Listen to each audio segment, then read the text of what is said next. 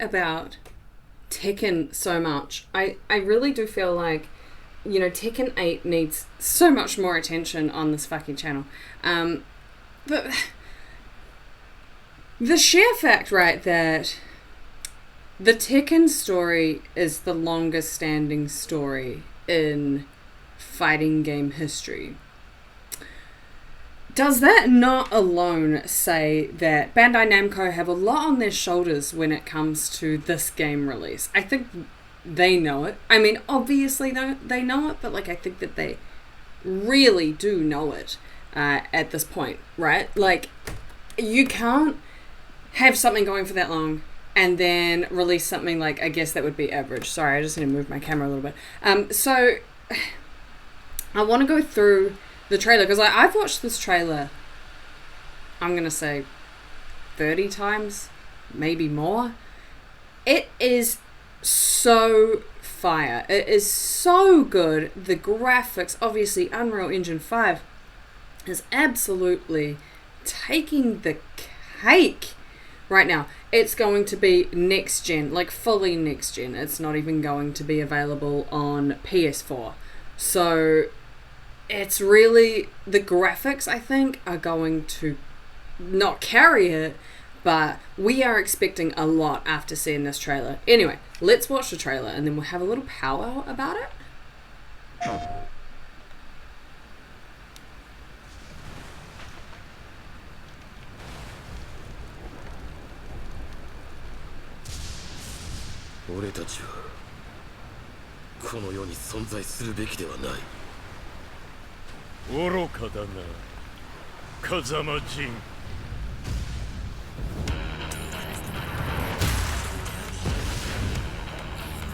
Fight! You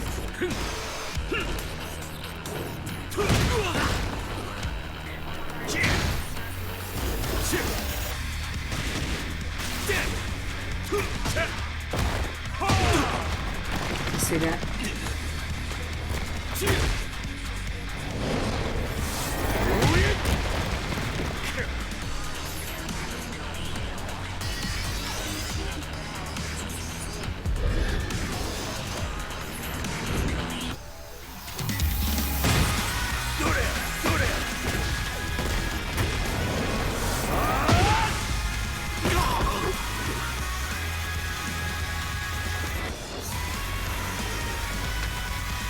And he's still alive.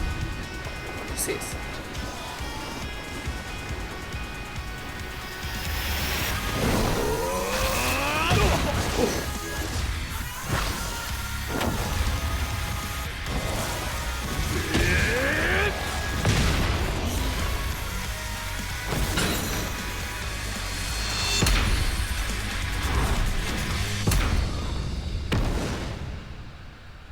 Well, shit. Okay, so let's go back to the beginning. Obviously, this is at the end of a war, the war, because there's fucking G-Corp armor, helmets, all the kind of stuff lathered everywhere. There's tornadoes, there's literally natural disasters happening in the background. Now, this small exchange of words here, where Jin says, essentially, we should be dead. We are made of devil. We should be dead. Kazuya immediately rejecting what Jin wants. So it's okay, they've had a family feud for the entirety of each of their lives. The minute Kazuya was born, Heihachi was this dude has the devil gene. Let me just throw him off a volcano to see if this is accurate or not. If he survives, he has the devil gene. If he dies, then he doesn't have the devil gene. It's a little bit like, Heihachi, there's probably fucking better ways that you could go about this. But who am I to dig on anyone's parenting skills? I'm not a parent. But, and then it obviously comes down the family bloodline where then Jin has the devil gene and, he hates it. He hates that he has the devil gene. He has been miserable about it his whole fucking life. Whereas Kazuya has almost embraced it. He's been you know what? I like this. This makes me more powerful. I'm gonna just take this and I'm just gonna run with it. It's good, right? But again, Jin hates this part of himself. So he comes to Kazuya at the end of this war and says, we should be dead. And Kazuya's like, go fuck yourself. And then they just literally proceed to fight. There's no other words that are actually even involved in this. They just proceed to fight after they have an initial Japanese disagreement. There's no fucking around. They're not standing here going, oh, this and that, and I'm going to blow you up, and, you know, we're on planet Namek. We're going to take forever to do this one. They're just straight into fighting. Pathetic. I feel like Kazuya's favorite word is pathetic. Just saying. And then right in to the exact same hit towards one another. I feel like this is super, like every movement in this has been so carefully picked. Jin, obviously, kind of mixing between the Kazama style karate and the Mishima style karate. Kazuya staying true to the Mishima style karate. But they come in with the exact same move to one another.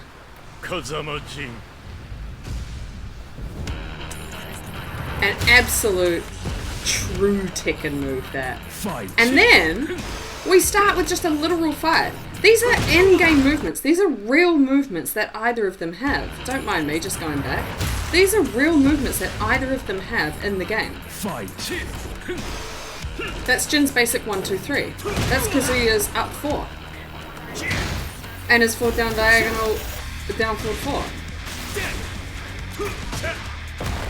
This is one of my favorite Kazuya combos. Like, these are real moves that we have used for many, many years, not just in Tekken 7. We've been using them for a very long time. Now, this part is particularly cool. So, that's obviously Kazuya's Devil Gene. Jin hates the Devil Gene. Kazuya is going to use it no matter who he's fighting. Right, that's like his thing, that's his flex. But again, everything in this I think has been so particularly chosen, where Kazuya stands up after being beaten down by Jin and essentially shows him this Devil Gene with his eye. You can't avoid that eye. Being Jin right now, you would be a little bit scared. And then straight into a counter hit! And then the double electric wind god fist right afterwards. Let's just go back. This air combo is off the charts.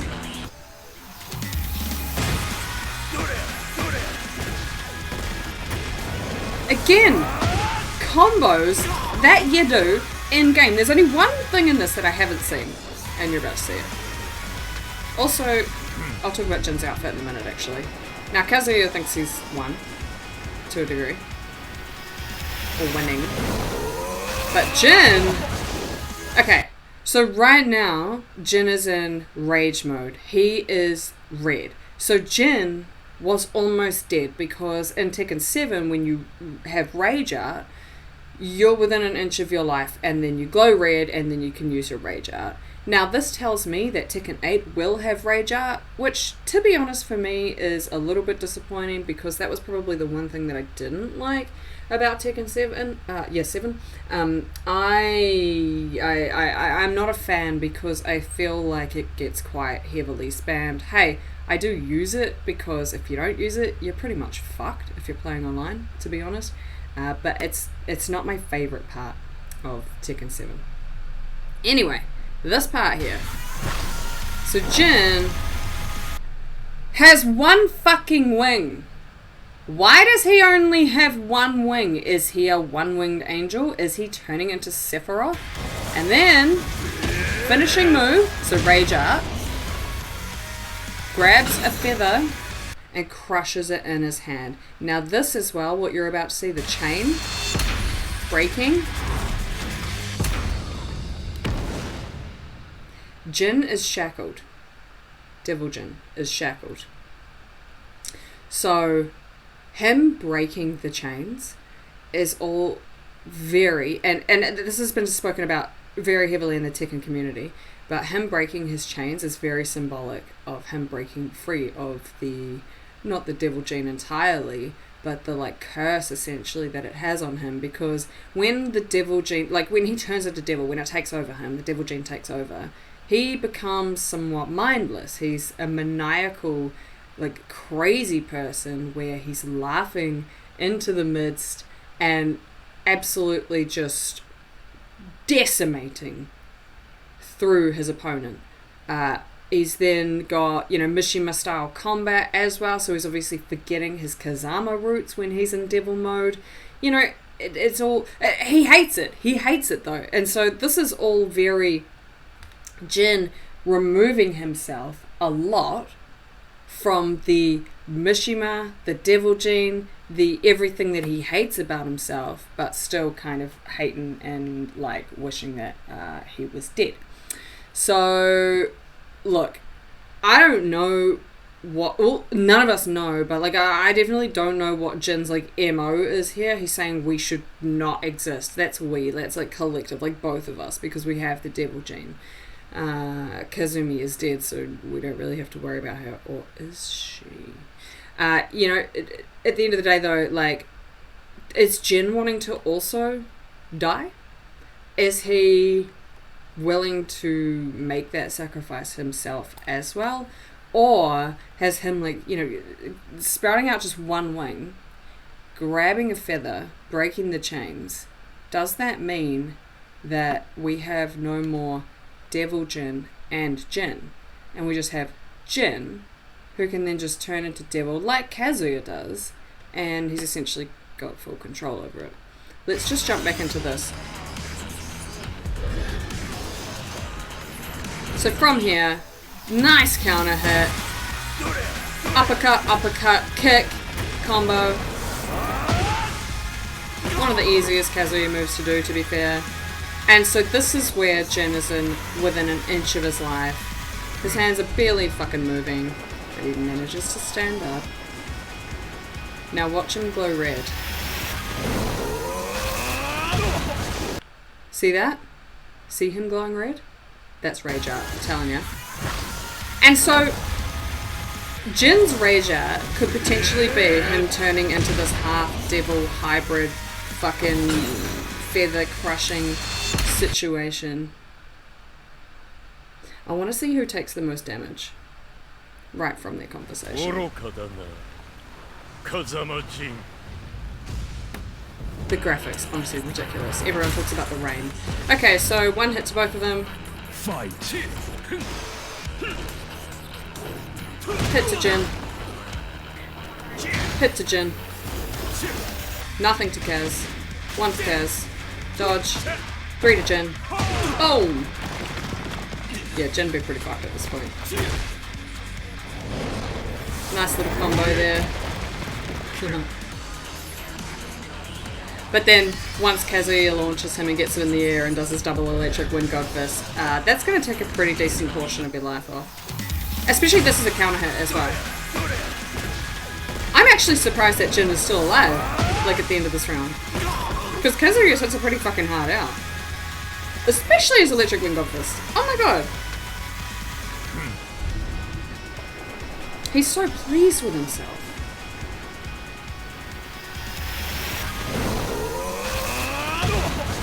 And to be able to connect a rage out, like, once you've pretty much almost been fucked like that, is pretty good. That is absolutely spectacular. Now, the way that they were going, like, in and out and, like, through the, like, the camera angles and that kind of thing, there's a lot of speculation as to whether or not the fights are going to be like that. Like, if we look at it, obviously, like, right now is the beginning of a round. So they're going and they're going and they're going and they're going. And then see how it zoomed in like that when Kazuya did that kick? Like, is it going to be like that in game? Imagine it. I don't know how good that would be. I'd be okay with that happening to Kazuya's bicep as we're doing hooks and stuff. But other than that, like the fact that it's moving in and out, that's just obviously like a cut scene. It's obviously a cut scene, but the battle could have a bit of this, like how Mortal Kombat does that, where it zooms in, X-ray vision and all that. I know Tekken won't have that, but it could be something a little bit similar. It could be like that when you're doing an air combo, maybe just the very end of it. There definitely wouldn't be this many like pauses in between, obviously, movements, because once you're on the ground, you want to be getting up pretty goddamn fast.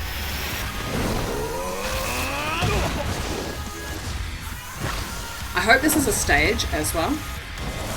I hope where they're fighting right now is actually a stage in the game. If it's not, if there's no tornadoes in the background, I'm going to be seriously pissed, because look at what they fucking delivered to us.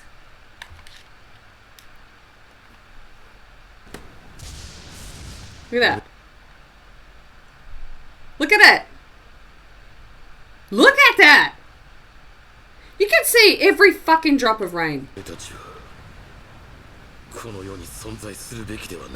Also, Jin's new outfit, it's not like much, like it's actually quite subtle. And I like it. A lot of people don't like it, but I do like it. He, to me, seems like he's trying to cover his tattoo, which is his Devil Gene tat. That's what it seems to me. It seems to me he's very much rejecting the control of the Devil Gene. The fact that he has it, he doesn't want it, and he's fully taking control. He's done the war, he's gotten that out of his system. Everything's happened, you know. There's a lot of water under the bridge here. And let's be fair, Jin at this ripe young age has done a lot of maturing since we saw him in Tekken 3. He has grown and developed into this, like, look, he's very much a mini Kazuya. Very much so. He's not very Heihachi-like, I don't think. I think he's very much a mini Kazuya where he's full of hate. He's full of hate. He's full of anger. It doesn't matter what that hate is directed towards. He is absolutely full of it. And like Kazuya has a lot of hate, mostly for Heihachi and like the Mishima Zaibatsu, whereas Jin has more hate for himself. And not even so much Kazuya. Like, I don't feel like much of it is actually directed towards Kazuya. He's kind of been more like, do you know what? I do hate you, but I hate me more, and so like I'm gonna focus on how to like hate me more, and I'll probably kill you later, and that's what's happening here. What happened to him? Wasn't he trained by his mum? Who, Jin? Yeah, Jin was trained by his mum, and I mean, he also he has like, obviously there's the Mishima style karate, which is his dad, which is Kazuya, who's trying to essentially kill him right now. And then there's Jun Kazama, which is Jin's mum. And so he did learn both styles of karate, but because he hates Kazuya so much, he then since rejected the Mishima style karate and opted for the Kazama style karate. As you can see, they do have different fighting techniques. Let's just watch it again. But also similar. Fight. So in the very beginning, let me go back a little further. In the very beginning, they do the exact same move.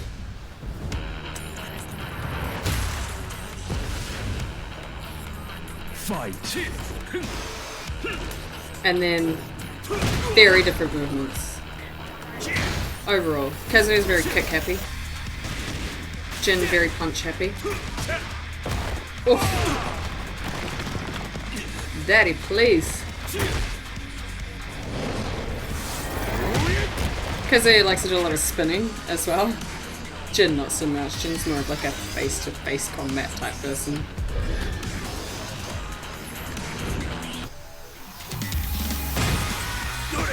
And then, you know, Kazuya's uppercut. Like Kazuya's forward down, diagonal down, forward 2 is a uppercut, whereas Jin's forward down, diagonal down, forward 2 is a like a corkscrew stem. It's electric wind hook fist rather than an electric wind god fist.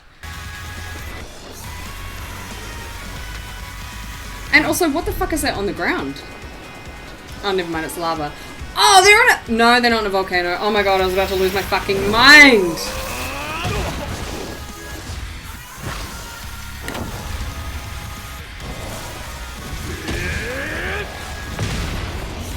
No, shit's just on fire because of the lightning. Okay, so like, the thing about, like, the Mishimas have the thing about volcanoes. I'm just gonna make sure this is not a volcano. Nah, that's definitely like a field. Yeah, no, this is post-combat. Like post-war combat. This is the end of the war. And these two are in their fucking like dojo gears. But you know what? The war's finished. It's time for us to fight.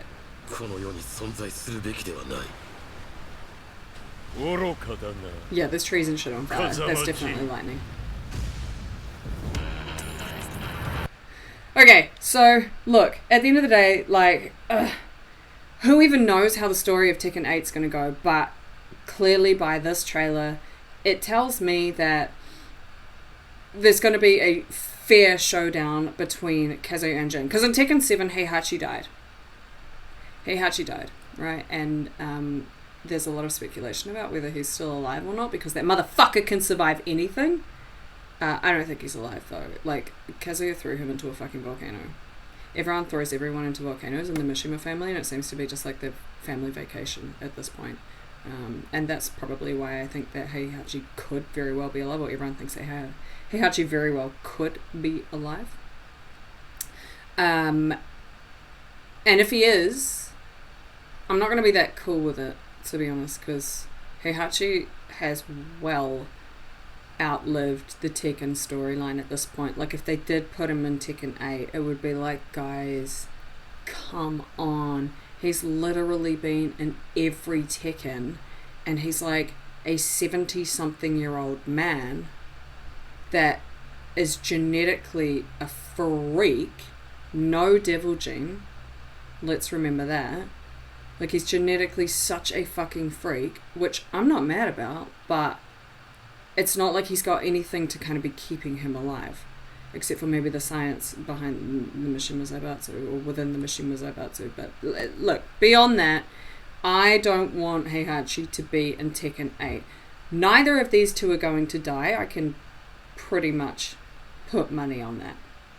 They're too tough. Their rivalry is too important. Then what are we going to be left with? Like Jin or Kazuya? I'm going to be really upset the day that Kazuya does die, though, because if they've been going this long, like, again, this is the longest standing fighting game in history in terms of story, so are they going to stop here? Let's hope not. Let's hope that they keep going. I mean, Mortal Kombat have 11 games, why can't Tekken have that many? Let's just go through it one more time, because it's so fucking sexy. So, end of the war, rain is going, it's all fucking dramatic. This is the most dramatic way you can start a fight. 3 tornadoes in the background. People like us shouldn't exist. We should fucking die. What are you, crazy? We have the devil gene. We are fucking powerful. No one even gets hit. That's how they start a fight. They both hit and no one even gets hit. That looked like a counter hit to me. That did not. That should have bowled him over though. Fucking brilliant dodge. Also brilliant kick. Jin has some of the best kicks in the whole goddamn game. And look at him walking! Look at Jin walking up to him!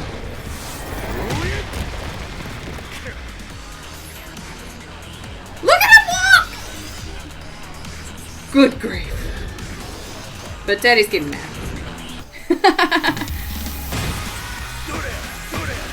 Absolutely spectacular. Oh, I have to go play some Tekken after this. Holy shit. Holy shit. And the smile on Kazuya's face. Oh, he's so pleased with himself. And we get the glow of the devil eye as well. Jin's tat's mostly covered. Rage out on. If this is his rage out in the game, oh, it's gonna be so fucking good. The break of the chain. What a spectacular trailer. Like, we got fed by Namco. We got fucking fed by them, man. This was a state of play. Oh my god. You are right, PlayStation. Play has no fucking limits. Jesus H. Christ. Okay. So there's me critical analysis on the Tekken 8 trailer. Now, when is it coming out? Who knows? They said that time could be subjective, or release date could be subjective. It's like, okay. The thing is they release this around a very similar time as the Street Fighter 6 trailer, and it's just I feel like there's some quite strange things happening in the gaming industry right now. Like Final Fantasy, the way that they're doing things, or Square Enix, their trailers being released at the time that they are, and the games being released at the time that they are, is very strange to me. Like Crisis Core is coming out on December 13th this year. We were not expecting a Crisis Core remake, by the way. It's called Reunion, but we were not expecting this. And then, at the same time, we also get announced the Final Fantasy VII Rebirth, second part in the remake, which is coming out in winter of 2023, which is like around sort of probably January, February-esque on our side of the world. It would be summer at that time. But then we got the Final Fantasy 16 trailer, which said summer of 2023, which is essentially going to be like 6 months after that. And like, to me, that's a lot to like pack in, right? We're obviously getting God of War coming out in like 10 days. You know, there's just so much. Like, yes, we're getting fed. There's so much happening though. And I feel like it's been, we've had the pandemic, and there's been so many like times where they couldn't, be in the office, and they couldn't do all of the production and the development that they needed to do in order to get these games out. And now they really are, and they're going full ham. But like, we need time to play these goddamn games, right? Like, I'm going to want to play Street Fighter 6, and I'm going to want to play Tekken 8, and like, if they came out at like a similar time, I'm going to be like, oh my god, I don't know what to do with my life. And then like, we're getting all these Final Fantasies coming out, and bear in mind as well, with these Final Fantasies coming out, I'm not going to be playing them just one time. I can't handle that. I'm only one person. I need to play them through at least 3 times. 16, I'm still on the fence about. The trailer did look really good. Like, it did look quite good. I'm still a little bit confused about the storylines and how the icons work, but other than that, I'm still okay. I'm still okay with it. I was a little bit salty about it because it looked very like Game of Thronesy, or even kind of maybe Lord of the Ringsy, a little bit ethereal, a little bit old world, a little bit kingish. Do you know what I mean? But because it's a Final Fantasy, and because it'll be, obviously next gen graphics, I'm gonna play it. But I did feel a bit funny about Final Fantasy 15 when it came out, because of just the way that it was. It's a fantasy game that was originally going to be a real world game, and then they turned it into, just fantasy again, with cars though. Anyway, we're not here to talk about Final Fantasy. We were here to talk about Tekken. I am ultra excited for this game. Let me make that very, very clear. Tekken 7 came out in 2015. We're in 2022. So we have been waiting quite some time for this. Yes, we generally do wait a while in between Tekken games, but I feel like we got Tekken 5 and Tekken 6 and Tekken Tag 2 all at like a relatively, short, within a short time period, whereas Tekken 7 and Tekken 8, we've had, a 7-year wait, which is so long, considering how popular it is. People are still playing Tekken 7 on the daily. I still play Tekken 7 all the damn time. They know what they've got. They are sitting on a fucking gold mine, and they have been making us wait for a long time. Yes, pandemic in the middle, but they have still been making us wait. So I am ultra excited for this. It's not just about the graphics. It's like the story is so like capturing, and you get so involved in it, and the Mishima story, or the Mishima Kazama story, or even how everyone else kind of interlaces with one another, how Nina worked for Heihachi, etc., Anna, Kazuya, Paul and Law, like their friendship, how Kuma is Heihachi's pet, all of these things. Now that Heihachi's dead, what's poor old Kuma going to be doing? You know what I mean? Like how Ling Xiaoyu and Panda were best friends. How Ling Xiaoyu had a crush on Jin, and now he's like a monster. The story is so capturing, and I am hungry for Tekken 8 story. I am so hungry to see what they do with this again now that Heihachi is dead, because Heihachi has somewhat driven the story, whether or not he's been winning the Tekkens, whether or not he's been part of wars, whatever. He has still been pretty much driving the story the whole time. Sorry, I forget to switch the cameras around. He's been somewhat driving the story, the whole time. Kazuya in there, very, very strong. And Jin in there, very, very strong too. And now I feel like that Heihachi's gone. It gives these two room to develop in terms of making this game like their own and making the story their own. And now their rivalry is going to be the main thing, because let's face it, Jin and Kazuya's rivalry has been relatively in the background up until now. Whereas Heihachi and Kazuya's rivalry was very much more on the forefront. Them winning and getting the Mishima Zaibatsu and then fucking taking it back and then having blood feuds and chucking each other in fucking volcanoes. And it's just been like, oh my god. Like I'm here for it. Don't get me wrong, I'm here for it. But I do feel like it's ended, that particular storyline has ended at the perfect time. If Heihachi wasn't in Tekken 7, it wouldn't be right. It would not be right. But Heihachi being in Tekken 8, that wouldn't be right. So, again, I hope he's not in it. I hope he hasn't lived. I would be okay with it if he was, surprisingly alive in, Tekken 10 or something like that. As long as we don't have to wait another 7 years between, 9 and then another 7 into 10. I'd be okay with that. How Kazuya kind of, survived. G-Corp found him when he got thrown into a volcano when he was, younger. And G-Corp found him and, so on and so on. And the story.